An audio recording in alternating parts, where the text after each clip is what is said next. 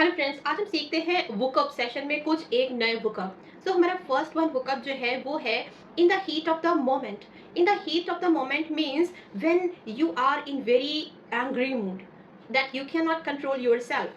So in the heated moment or in the heat of the moment, I said something very bad to him, but I didn't mean to hurt him.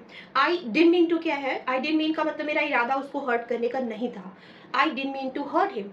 I didn't mean to humiliate him. I didn't mean to humiliate him means होता है कि मेरा इरादा उसे नीचा दिखाने का नहीं था. Humiliate means नीचा दिखाना.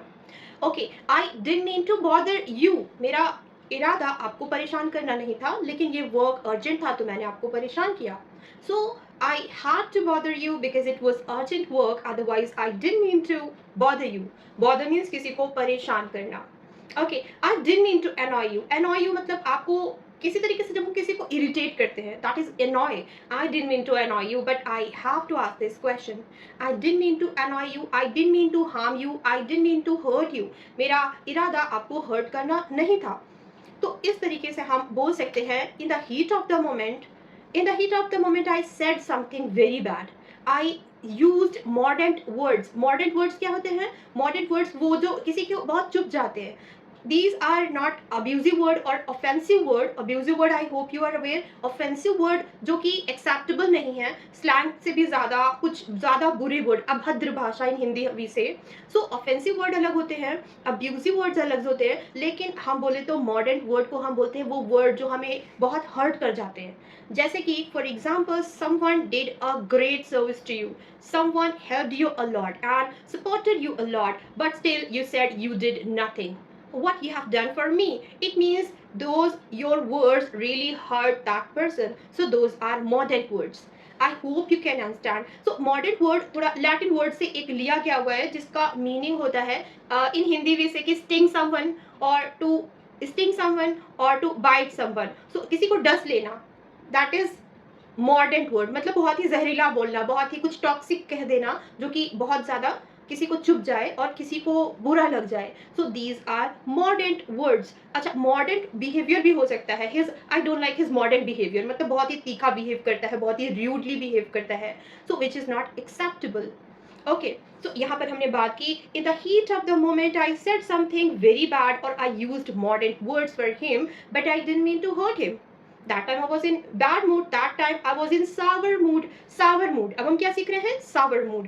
अच्छा, जब हमारा मूड ज़्यादा अच्छा नहीं होता है तो हम sour खट्टे के लिए यूज़ करते हैं इंग्लिश में, लेकिन हम मूड को भी sour बोल सकते हैं। I was in sour mood. Okay.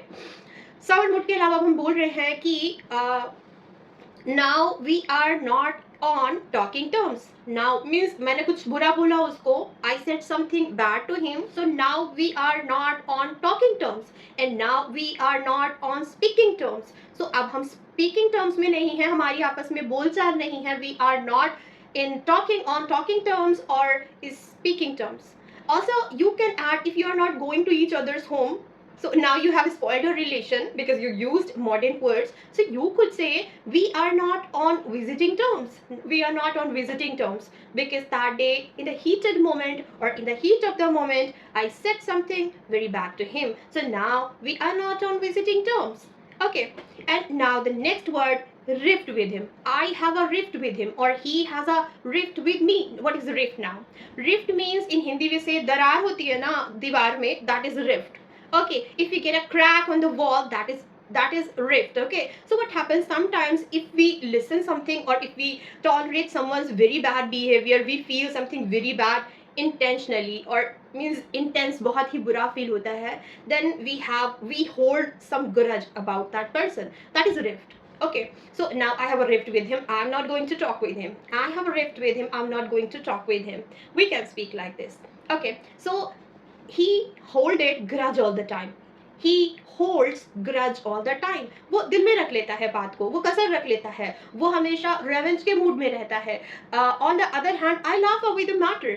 I laugh away the matter. नया वर्ड क्या है? Laugh away the matter. मैं बात को हंसी में टाल देती हूँ, मैं बात को हंसी में उड़ा देती हूँ, जबकि वो बहुत ही डीप ले लेता है, बहुत ही सीरियसली बातों को ले लेता है और वो ग्रज होल्ड करता है। ग्रज होल्ड करना मतलब दिल में कोई बात रख लेना। So he holds grudge while I laugh away the matter. While क्या है? जबकि सो वो ग्रज होल्ड करता है, जबकि मैं बात को हंसी में टाल देती हूँ. आई laugh away the matter while he holds grudge. Grudge hold करना मतलब बात को दिल में रखना. ओके, सो आप इस तरीके से नए नए वर्ड को ऐड करते जाएंगे और सीखते जाएंगे. ठीक है, अब हम इस तरीके से आगे के सेशन में कुछ और एक नए वर्ड ऐड करेंगे. अब जैसे कि हमने सीखा यहाँ पर on speaking term, on visiting term, और in the heat of the moment, और मॉडर्न वर्ड्स. एक और छोटा सा एक्सप्रेशन लर्न करते हैं. हम अक्सर बोलते हैं, जब से उसने ये बात मुझे बोली ना, उसकी ये बुरी बात, तीखी बात, जो भी बात है मेरे दिमाग में चल रही है. जब हमें कोई अच्छा बोल देता है तो भी हम बार बार उसे सोचते हैं रेपिटेडली. जब हमें कोई बुरा बोलता है तो भी हम उसे बार बार सोचते रहते हैं. सो इस बात को कैसे बोलेंगे? बोलेंगे, ever since he used modern word for me, his his words is spinning around my mind. His words have been spinning around my mind. Have been क्यों? क्योंकि जब से उसने बोला है तब से वो चीज़ आपके दिमाग में चल रही है.